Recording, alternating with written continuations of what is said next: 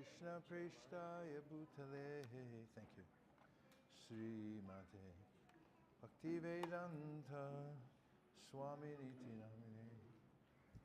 Namaste Saraswate Deve Gauravani Pracharine Nirvishesha. No.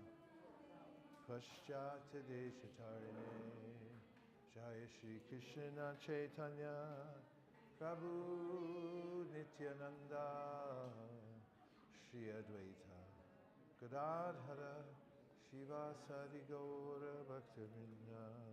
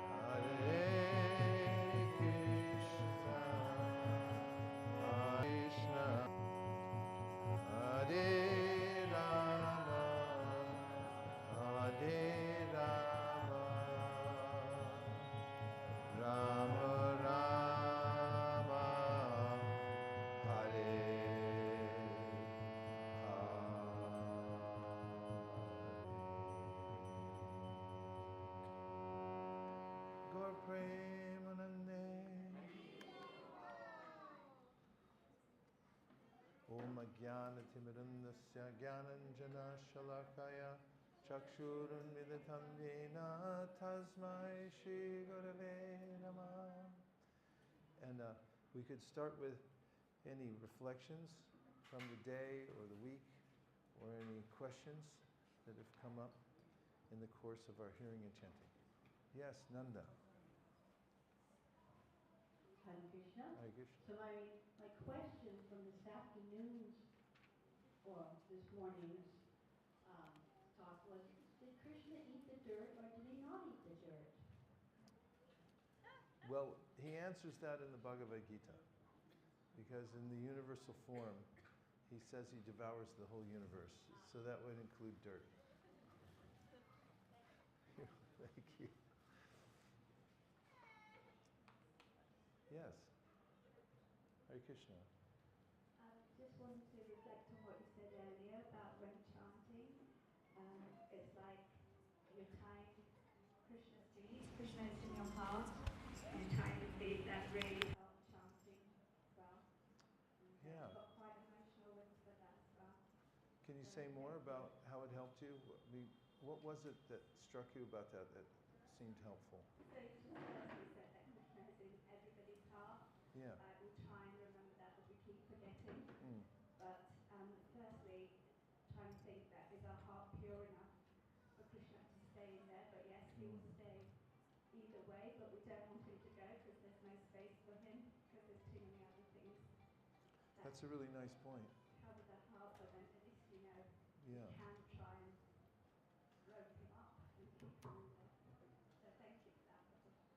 Sure, let's talk about it just a little bit more for a minute.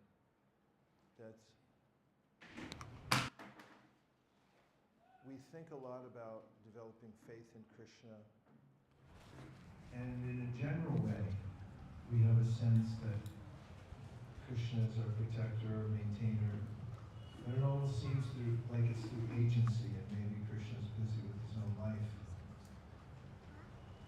And when we come to know that Krishna cares about us personally, there can be an emotional shift. In the Bhagavad Gita, Krishna says, Vita raga bhaya krodha manmaya mamupashita bahavo jnana tapasa putamad bhavamagata.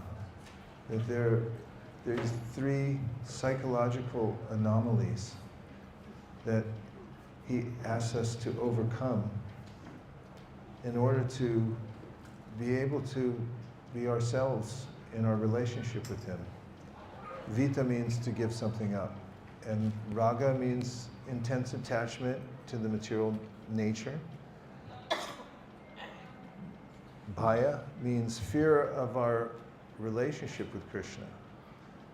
There's a lot of trepidation that people have in this world about God, even as a concept, etc., etc. And then krodha means anger. That in the Brihad Bhagavatamrita, and this is what I wanted to get to, there's a section where Krishna meets Gopakumar, or Gopakumar meets Krishna, or they meet each other. Gopakumar had been on a circuitous route on his way back to Godhead, to say the least.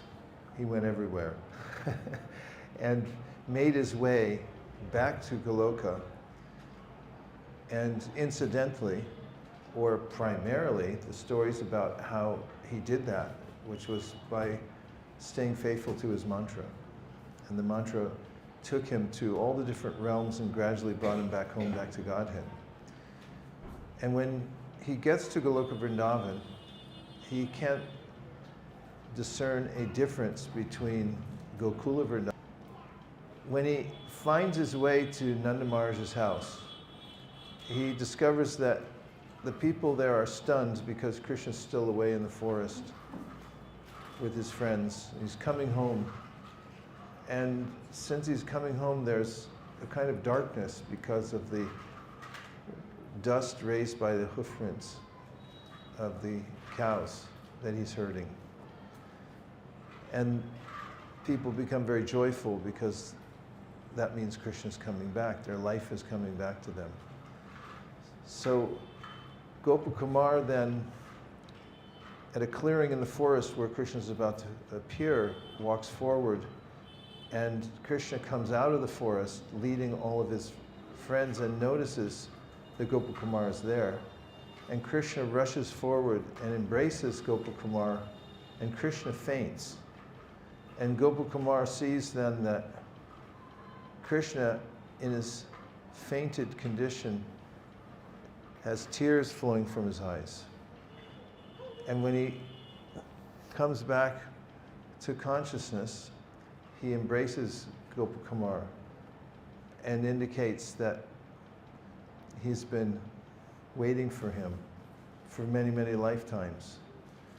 And in a statement, Gopakumar says, I always tried to cultivate my love for Krishna, but I had no idea how much he loved me.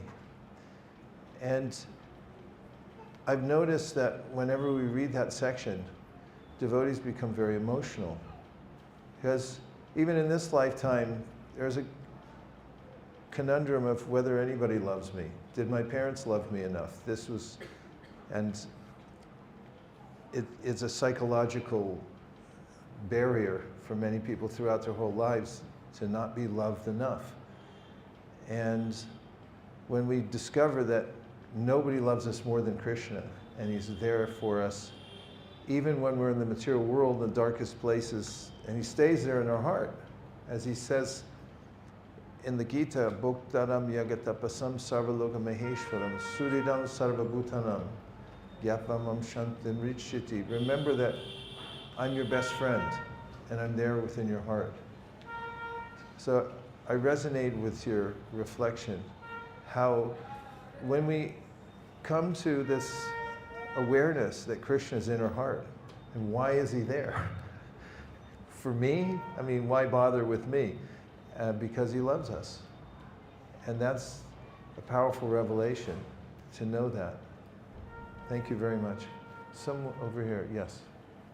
Right, you had questions, and I told you later, and you still got them, right? Excellent.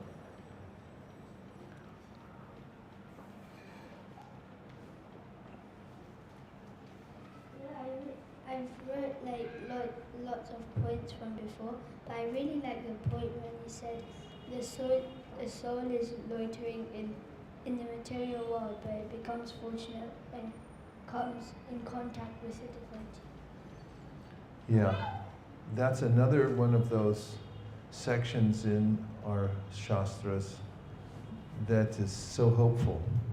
The verse I quoted yesterday was Brahmanda Brahmate Kon Bhagyavan Jeev Guru Krishna Prasadi Pai Bhakti Lata Peej.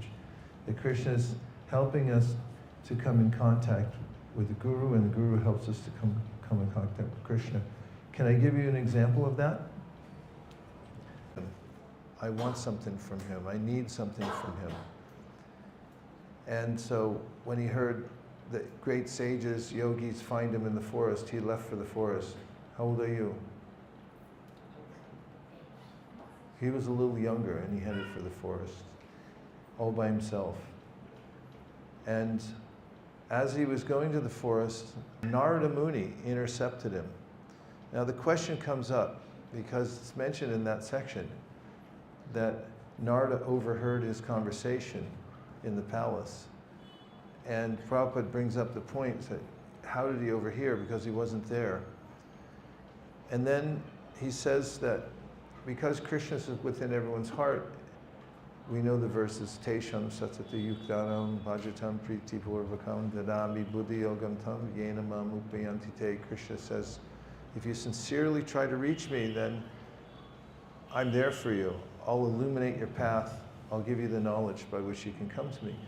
And so, because Krishna is in everyone's heart, when somebody is sincerely trying to find Krishna, like Dhruva was, then he informs a guru, a guide that Krishna wants to work through to help that person. And in the case of Dhruva Maharaj, it was Narada Muni, who then met him and gave him instructions about how to perform the yoga system in order to achieve him. So I like that section too. Thank you. Go ahead, you have more. Right? also said if you don't have anything good to say, don't say it. But then, like, when you're very, very angry and you can't resist it, but then Yeah. what happens if you say it? Well, yeah, it takes a lot of practice to not speak things when you're angry. And what happens when you say something when you're angry? Generally, not very good things happen, because there's a kind of intoxication that overcomes our minds and our senses when we become emotional. And anger is the most destructive of emotions. It's mentioned in the Bhagavatam that it's Rudra, and it burns everything. Anger is one of those energies that's generated from the mode of passion. And so generally, when we're very angry and we say something, then we could say something inordinate that it could disturb a relationship, which could be regrettable. If anybody's ever had the experience of getting an email or a message that they felt indignant about, like how dare they say something like that to me, if you've answered and then looked at what you said the next day, you might regret it. That's why in the old days when we used to have letters and stamps, it was a commonplace experience that you'd write something, an angry reply, put it in an envelope, and then because you didn't have time to go to the post office or the post person didn't come by yet, you didn't send it. And the next day you look at it and go like, no, I don't think so. I know it's a long answer, but what happens is generally something that's not good. Now there is a case, we're not against anger. Every emotion can be used in Krishna's service. Do you know where Prabhupada says something about a great devotee who used anger in Krishna's service? Can you think of one example? Dhruv Maharaj? Because like when Nard Muni was asking the questions, Dhruv Maharaj got like serious. That's pretty close. Dhruva did get angry once, but it was against the Yakshas. And then Manu had to come and say, not so much. You're a little too over the top. I was thinking of Arjuna. As Prabhupada specifically mentions this, in order to fight a war, you have to be a little angry. And because Krishna asked him to fight and win and kill the other side, as a warrior, he had to get that Rudra energy going so he could wreak havoc on the enemy. And in that case, because Krishna ordered him to get angry and get out there and fight, he was using it in Krishna's service. In that context, it's not destructive. But if we become angry on our own behalf and then we say something to someone or do something, road rage is a famous, infamous occurrence. Even here in India, I'm noticing, we rate our cab drivers by how many times they become incensed by somebody else's driving. I can't see how you wouldn't do it at every corner here. People just cut in front like nothing else is happening. So you can either, you can lose your temper or you can use your temper, but it's very rare cases where we use our anger in Krishna service. Mostly people become angry and then they say, yeah, well, anyway, I meant to do that. It was in Krishna's service, not so much. Anything else? Good questions. Nicely done.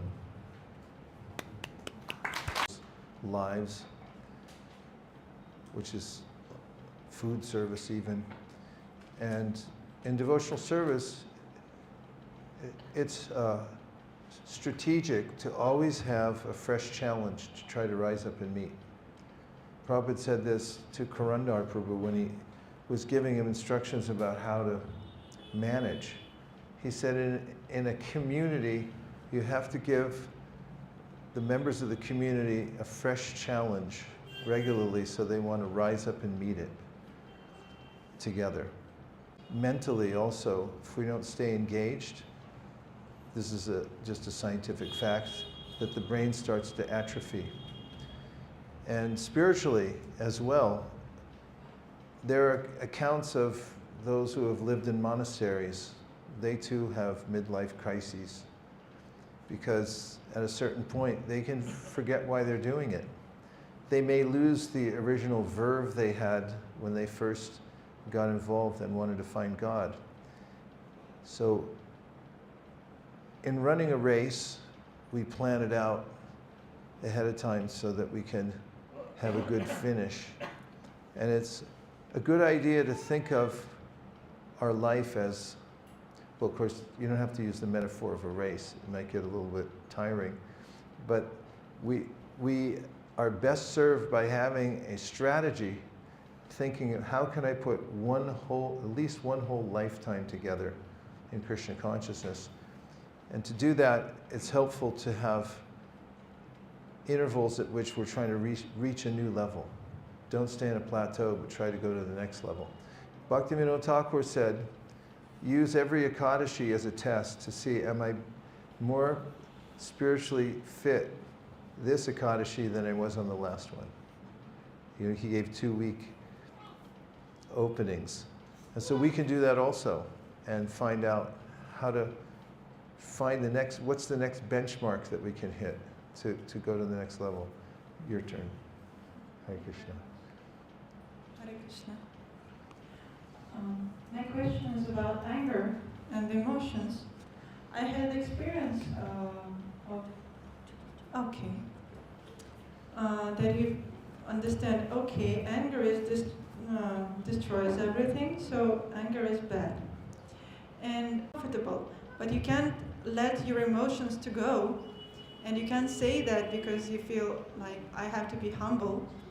So what means Us against us. And you mentioned how if we stuff it, as the colloquial saying goes, you know what that means? You have an emotion and you just stuff it. It's kind of a pop psychological term. You just hold it within, you don't let it out. Then what you're saying is it may feel unnatural. And what I've found is that, well, first of all, the definition of humility isn't to become a door or gaslights us. That's another kind of bullying, it's psychological. Humility doesn't mean that I just accept it and ignore it or just don't let anything out. Humility has to do with being a servant of Krishna and realizing that, or doing whatever we're doing with the realization that not only are we doing it for Krishna, but the ability to do anything is given to us by Krishna. Prabhupada asked the question, was Arjuna humble when he went on the battlefield and killed thousands and thousands of people? And the answer is yes. Even though he was violent, he wasn't doing it for himself. He had faced the abyss, and then he got Krishna's instruction to fight, and out of humility, not my will, but thy will, I'll follow it. So I wanted to build that premise, that humility means to do the Lord's work and to work on His behalf, not on our own behalf. So devotees do become angry when another devotee is insulted. When they're insulted, generally devotees, they tolerate it. They don't try to defend themselves. However, when there is something like bullying, or let's say you loan somebody some money and then they steal it from you. In such cases, in our daily life, my mantra is deal with it methodically but dispassionately. In the case of dealing with something, there's some due diligence you might have to do in order to state your case. But while you're doing it, do it without malice. There is a concept called nonviolent communication. And it means that you communicate to others in the inevitable times when you're offended by them, but you do it in such a way that you don't ascribe intention on their part. Like, let's just say you're in your house and whoever you're rooming with comes in, slams the door, and wakes you up or something like that. And you could swing out of bed and say, you know, you're always trying to wake me up, and I really hate when you do that, and you're a horrible person. In the nonviolent scheme, you say, I know you didn't mean to do that, but I just want to let you know how it made me feel. And that was when the door slammed, it jarred me, it woke me up. And my request is that when you come in the room, you don't slam the door. And this psychologist who wrote this piece on nonviolent communication points out that what irks people the most is when you ascribe intention to them and say you meant to do it.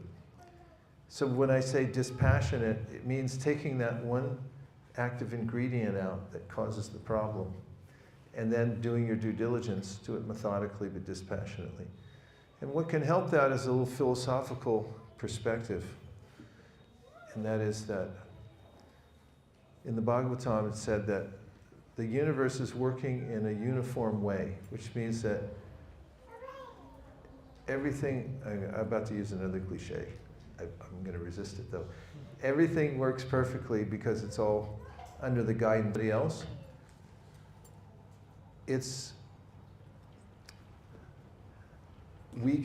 The universe working in a uniform way. And I'll give you an example. Peter Burwash was a friend of mine. He was a businessman, passed away a few years ago. He used to be a professional athlete, and then he started a company called Peter Burwash International. Burwash was his headquarters. He took a lot of advice from Prabhupada.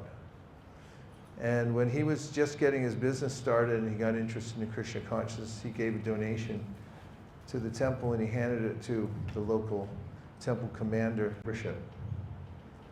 And that, about an hour later, he ran away with the money. And he became so angry. Peter Burwash was very angry. And when Prabhupada heard his case, he said, the first thing he said was, don't become angry with the instrument of your karma.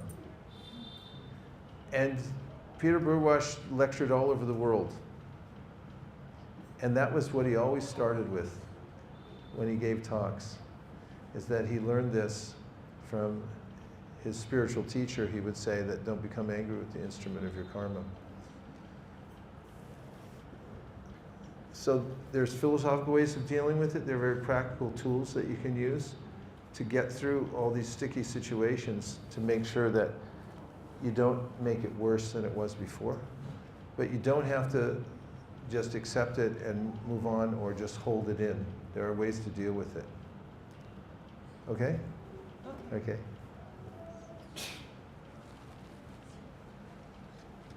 Hare Krishna Maharaj. Hare Krishna. We spoke about anger, we spoke about how to deal with bullying, and I just wanted to know about how to deal with chastisement. Some chastisement may be for our own benefit, it's good chastisement, or do I distinguish that sometimes chastisement can be extreme and it could even put us off devotional service? How to deal with and how to distinguish? Well, first let's look from the perspective of us giving chastisement to others.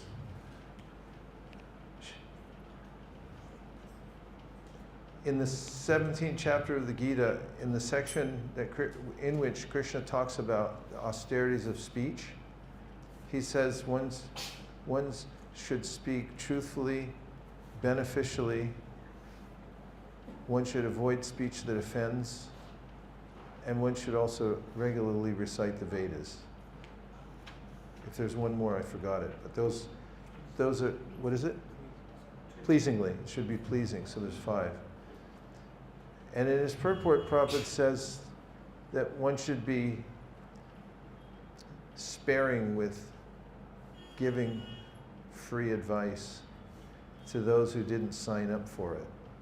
This means if somebody approaches you and says, I want to take shelter of you, and I want you to guide my life, and even tell me when I'm doing something wrong, even then you got to be careful, because everyone has a certain level of sensitivity, and you have to be a little careful. Prabhupada didn't equally mete out chastisement to everybody. There were certain people who he was more severe with because he knew they could handle it and that they needed it too, because they were so headstrong. And there were others that he barely chastised at all. And some have then later said,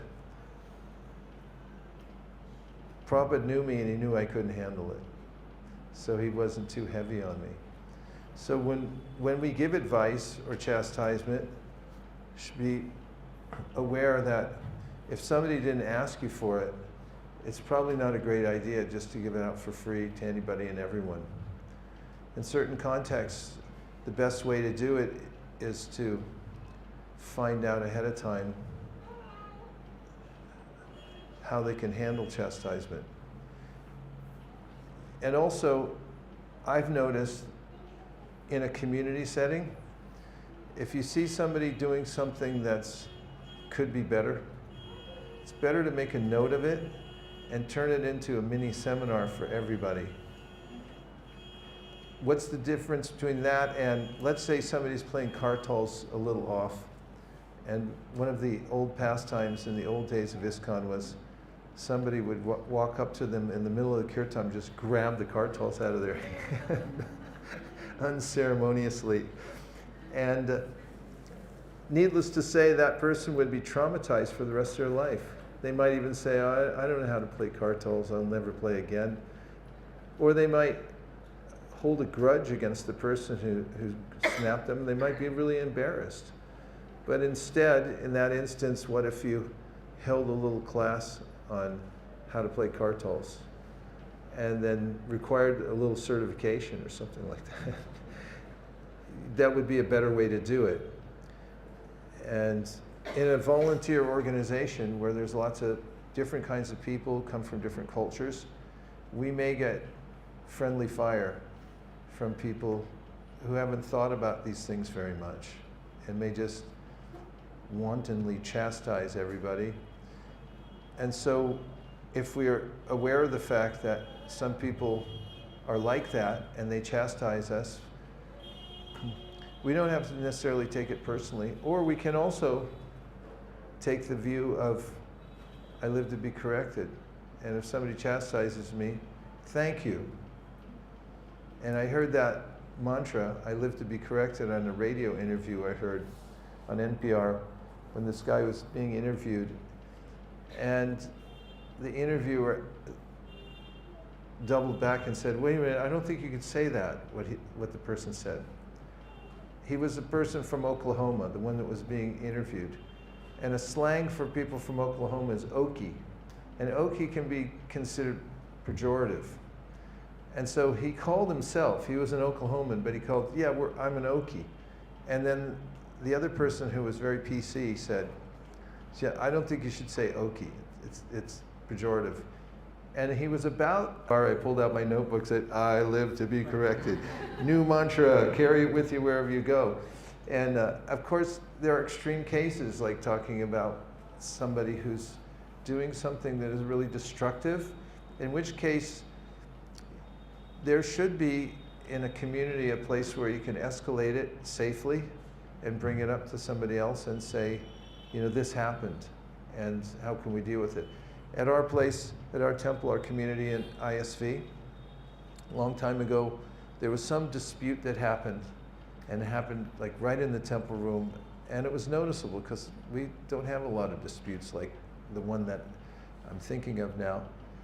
And I talked to Braja Bihari about it because he's a professional, was a professional, he's retired now. He used to, what do they call those people? Conflict resolution. He's a pro. So I called him up and say, okay, there's two people had a conflict, what should we do about it? And he said, you should all get together and come up with a policy of how to deal with these types of things. So he had guaranteed. And that brings up one other point, and that is that Prabhupada overlooked a lot of the conflicts due to social interaction, as evidenced in a letter that he wrote to Atreya Rishi Prabhu, who was a businessman and also he became a GBC. And he was a nice devotee, still on the planet. And he had complained about the bickering that was going on the executive level. And Prabhupada wrote a letter back saying, don't expect utopia. Even in the spiritual world, he said, don't expect utopia, because every living entity is unique and individual, and therefore they're going to have differences of opinion.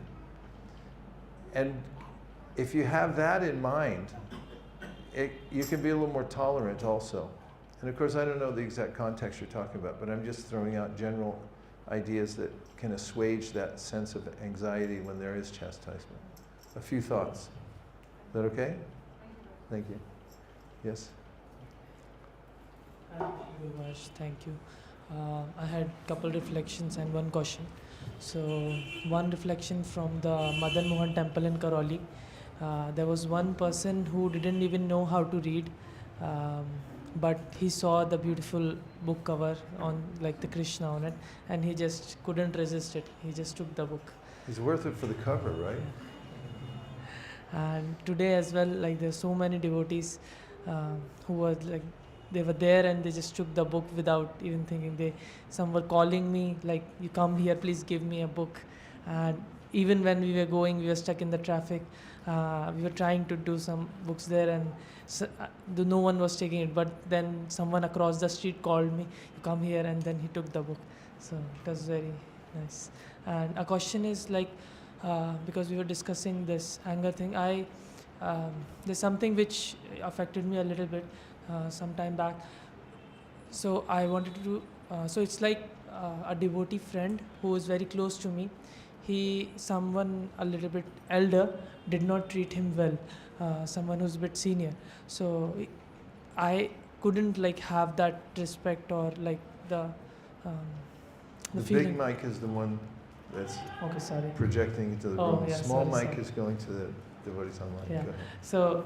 So I just am not able to have that vision of that person now, because they have like done wrong to someone who is a bit more humble and doesn't say anything. How to deal with a situation like that? How to forgive? You could go on the internet and start a petition to have the person banned from ISKCON, maybe. Just kidding. Yeah, those are hard things, because once you ring a bell, you can't unring it. And we'd like to have a sanguine outlook about all devotees. But if you live long enough, and I recommend it, to live as long as possible, you see a lot of stuff, and things change over time. People you had full respect from, it can go down to 96% because of an incident or something like that. Trust, faith, love, all those things are very subtle. They take a long time to build up, and they're easily diminished in certain circumstances. And the main ingredients that can build them back up again is time and mercy. Because there can be transgressions, and then at another time you can find that the person might redeem him or herself. In the meantime, it's best to reserve harsh judgment unless it becomes a chronic. Unless it's chronic in the person, then in which case it goes back to what we were talking about earlier, about finding some due process and escalating it. But just on a personal level, just don't be disappointed if you feel less enthusiastic about somebody than you did before, because we don't know everybody. We have a sense of what they're like and who they might be, but who knows anybody ultimately? There's a lot of surprises. the ways they act.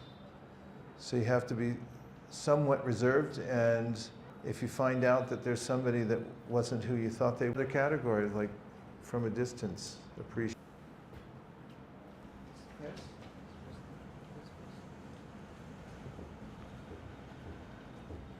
Hare Krishna Maharaj. I had a question. It doesn't have too much to do with the anger topic, but it's more on devotees and offense. So, what would your advice be to make sure we don't become too familiar with devotees, to create room for offense, but still feel comfortable around devotees? Can you say what she said? What would your advice be to make sure we don't become too familiar with devotees, to create room for offense, but still feel comfortable around devotees? Oh, yeah, such an important question. And that is not just a question for the context of devotees, but everybody in any society has that.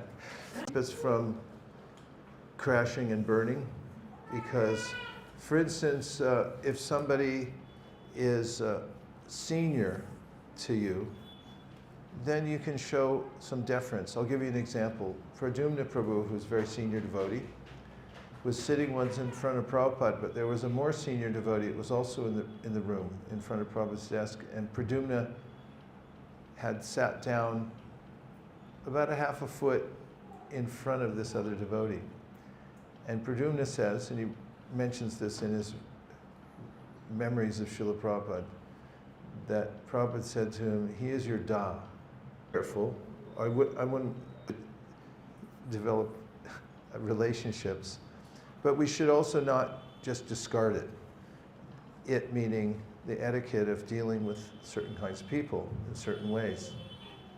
And within the context of the etiquette, then we have to see for ourselves, like in a relationship, there's give and take, and you find out over time what's too far and what's not, because you don't know until it's actually happening.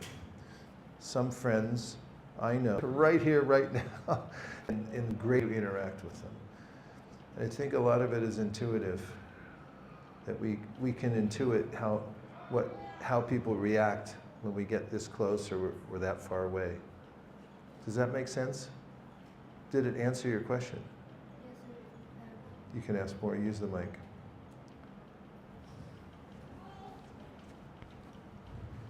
We'll just sit in our room and well, I don't want to go out in case I go too far or offend anybody. You have to mix it up with people. Thank you. Thanks. Great questions tonight. Yes, and this will be the last one, and then we're going to do our Damodar Ashtakam. Hare Krishna Maharaj. It's a very interesting topic for all of us. I have a similar question like Shyam Priya about how distinguish from a positive and negative chastisement. So how distinguish these two? I agree with you, we need to distinguish. Because if it's a negative come, be a negative. Okay. So if it's negative can affect your, you can be discouraged. In the deaf community, it's a very small, and when something happens, we keep seeing the same people daily, because it's a small community. And that affects projects within the deaf community, because it affects the relationship. Because I've been discouraged for attitude of someone, so another deaf devotee. So I feel this problem could be like some kind of jealousy. I keep the association, but I'll be more careful, not as open as before with this devotee. So as I say, it's difficult to deal with this situation within a community which is very small. So my question is how you sorted out these kind of situations within a very small group.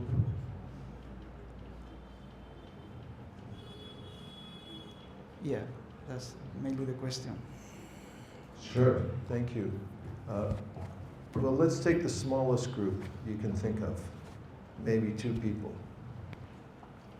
For instance, say you live with another person. You have a roommate or you have a significant other, and you live together. And is it inevitable that there'll be some difference of opinion at some time between 2 people? I would say yes, unless they're AI robots, and they might be programmed different too, so they might have an argument. So how do 2 people deal with that? One way is that I find effective is to agree to talk about things when they come up and accept my idea, then I'm not going to talk about it. Or you could just give the silent treatment and say, I'm not going to talk at all. I'm not even going to acknowledge that you're in the house. Has anybody in history ever done that? I'm not saying in this room, I'm saying in history anywhere in the world. Yeah, it happens. These are ineffectual ways of dealing with what could be a great opportunity to have a breakthrough. And so if between 2 people or a small community, you have some common understanding about how to deal with different ways of looking at things or conflicts, and then you take the time to work on them, that's what builds a community. That's what builds a relationship. Relationships don't just fall together perfectly, conflict.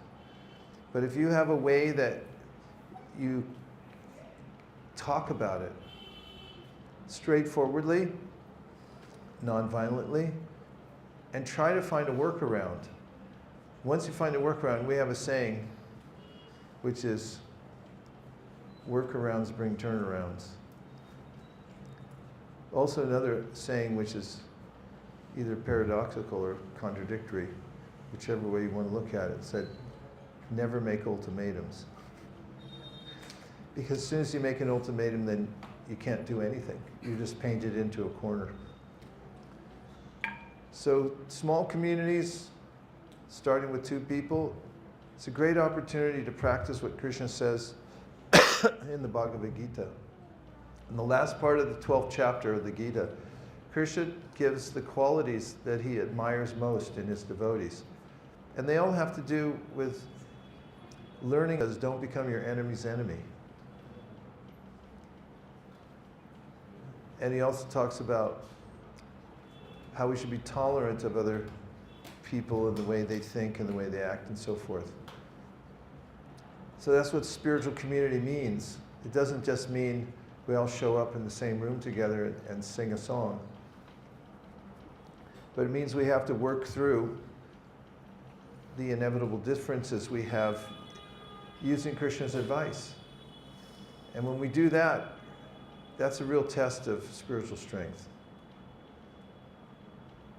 And when we do that also, devotees feel safe because they know if they make a mistake, if they offend somebody or somebody's offended by them, there's a recourse and a way to talk it. Well, I was going to say isolated relationship. That's also contradictory. So that's a similar answer to a lot of the other things, other questions we talked about. But it's really important though, isn't it?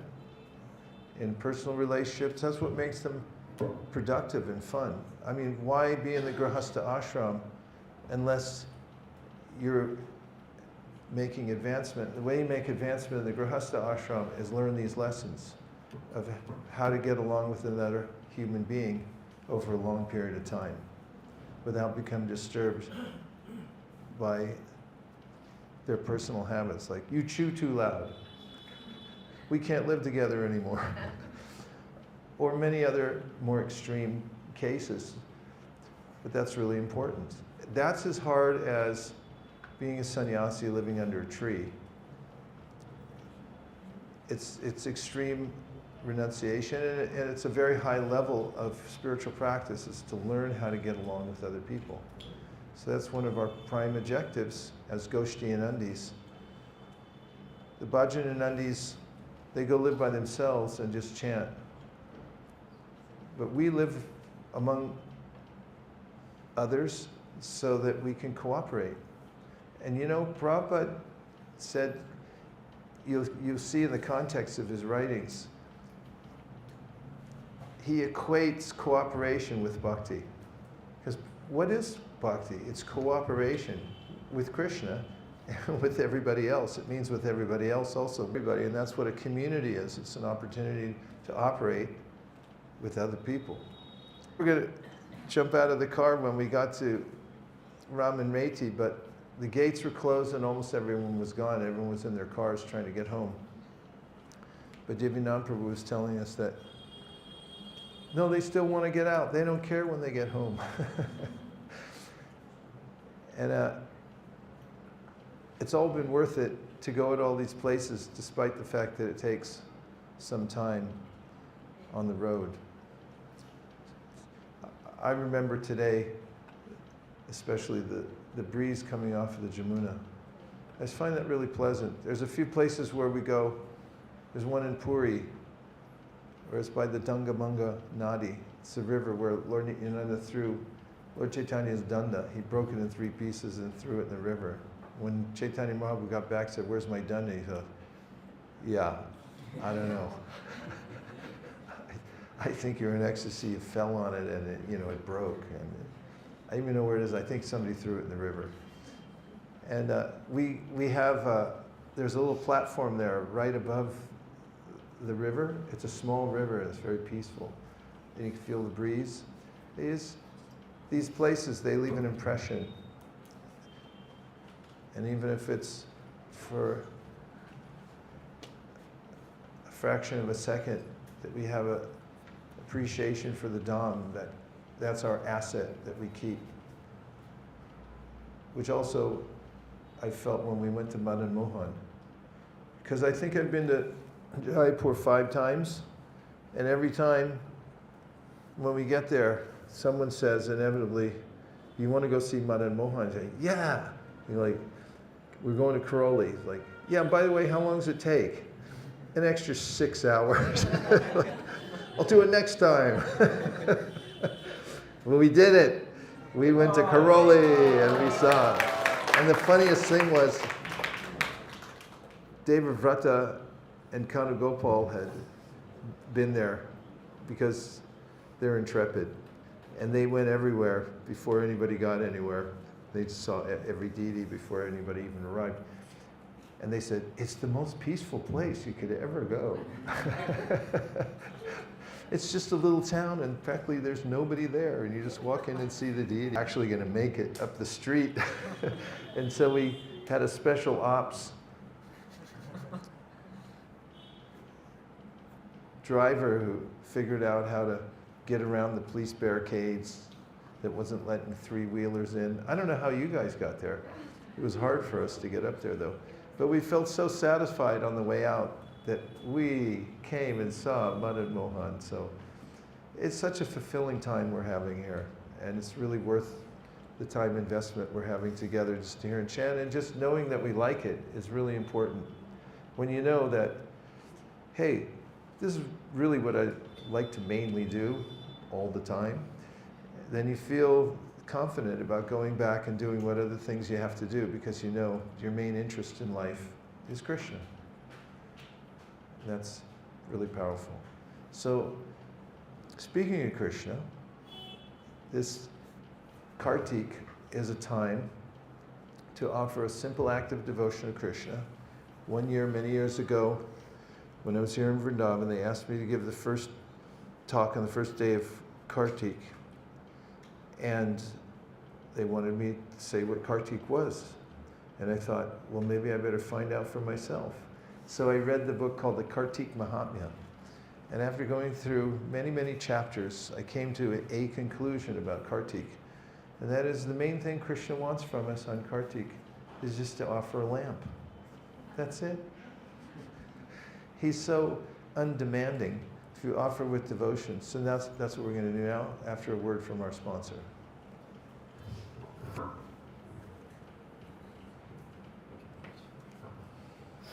Hare Krishna. Thank you very much. Apologies, I missed part of the session today. So, yeah, I think it was a beautiful day, right, today? Haribol! Even, going to Brahman Ghat, every other place we went during the day, it was hot. But I think sitting under the tree, hearing the Katha and the beautiful pastimes was just so nice. Thank you very much. So for tomorrow, this is our schedule. So since we have done Radha Gopinath, we did Radha Madan Mohan too, but we are going to do Radha Madan Mohan in Vrindavan because that temple has its own charm too. As much as the deities in Radha Madan Mohan were beautiful, but Vrindavan Dham still has that glory of Radha Madan Mohan with that beautiful temple. So tomorrow morning we are going to assemble here, right outside of the MBD gate at 5:50 a.m. 5:50, and the last rickshaw will leave at 5.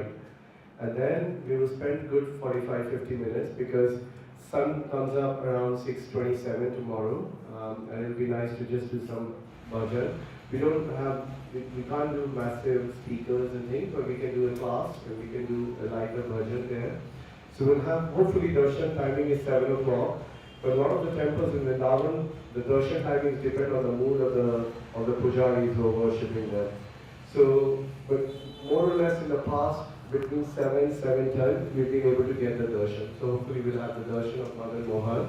And then our second stop will be Imrita! Haribol! Another beautiful place where Mahaprabhu spent a lot of his time, especially chanting in the early morning hours in front of Yamuna. So it's a beautiful place, Imrita. So we'll go to Imrita. So our rickshaws there are these bollards which come up. We can't go with the same rickshaws onto the same route. Then we take a back route and we get to Radha Damodar. Haribol! So then, Haribol, that's right. We spent some time at Radha Damodar. They've done that place so beautifully, right where the Rupa Goswami and Sanatana Goswami's Bhajan Kutir is there. So we'll spend some time and many other samadhis of various Vaishnavas in our line. So we'll walk to Radha Damodar. It's a short walk. And from Radha Damodar, we will walk to Radha Shyam Sundar! And hopefully we'll get to sing a beautiful bhajan with Maharaj, which is in the songbook. And from Radha Shyam Sundar, we'll try to go to Radha Raman. Radha Raman ki jai!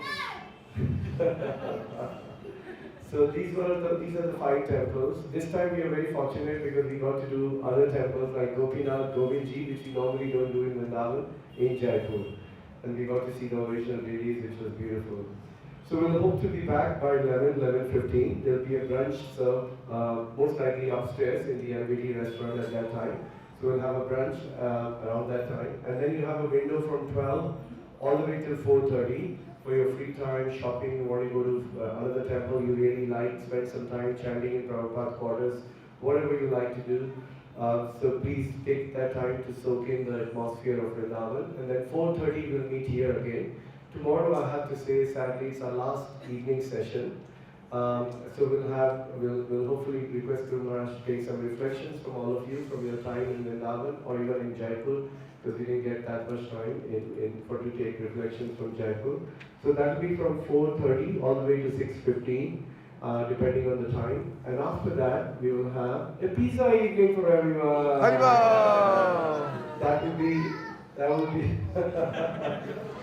that'll be in the MBT. They have these big clay stone ovens, so we'll have the pizza coming from them. And then that'll be served upstairs because we just have to go there early. So it fits in perfectly with our brunch and evening timings. So that's our schedule for tomorrow. And then day after tomorrow, I'll confirm the details tomorrow. I just need to understand from Maharaj what time does the program starts in Govardhan, because 70% of you are coming to Govardhan with us. and some of you are staying back in Vrindavan. So once I have those details, I'll share them with you tomorrow. And then we'll go to Govardhan and more details to come later. Does anyone have any questions they'd like to ask? Okay, great. So are we ready for Damodaras to go? Haribo! Thank you. Can I have that? Just one quick thing about offering the lands. Like how we did it yesterday, you come around here, the land will be given to you here, you offer the land. Okay, I can sit on that. Probably better, it's louder. Take the land, and you will put them in the sand for us, because we are in the basement, we just have to be careful. And then you can bring your Thank you. moving a little further, so there is no obstruction to those who are offering the land. Thank you.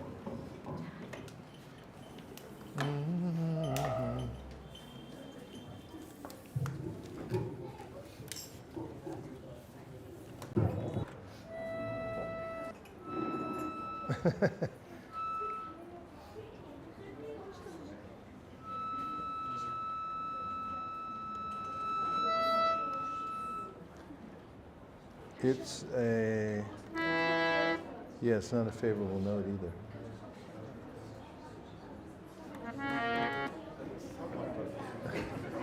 You're hired.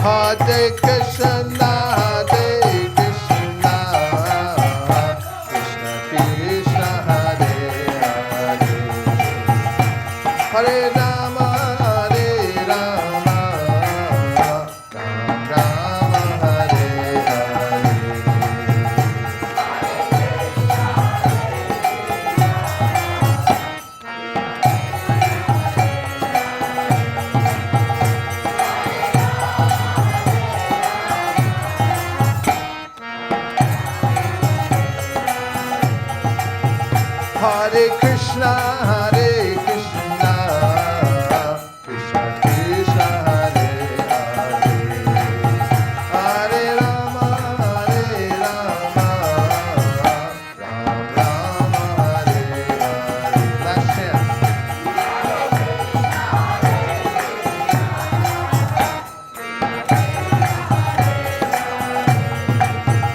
Hare Rama, Hare Rama,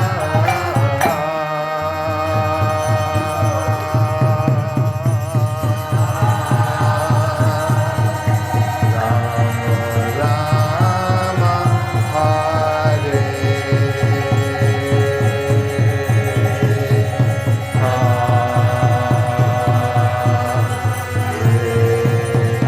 Gaura Premanande Haribo. Hare Krishna, Krishna Krishna, Hare Hare, Hare Rama, Rama Rama, Hare Hare.